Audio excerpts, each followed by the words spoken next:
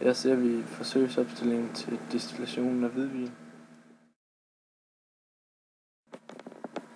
Her ses destillationskolben, som indeholder præcis 10 ml hvidvin, ca. 25 ml demineraliseret vand og nogle pimpsten.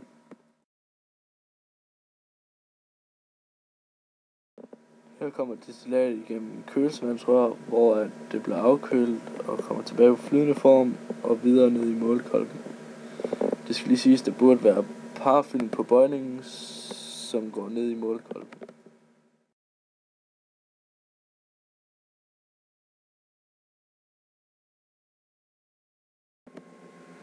Her ser vi de første dråber af destillatet komme over i vores målekolbe.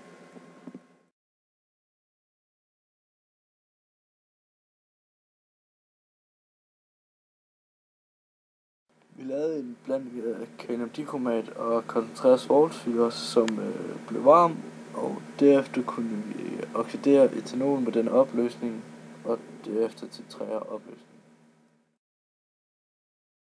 Vi har nu oxideret vores etanol til etansyre, og vi laver vores titrant ved at tilsætte 100 ml demineraliseret vand og 5 dråber ferurin-opløsning.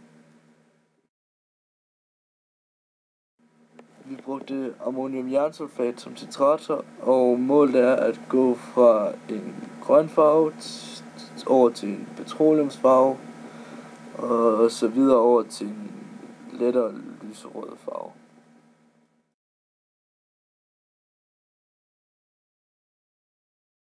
Her kan vi så se petroleumsfarven, som så stille og roligt er skiftende til rød.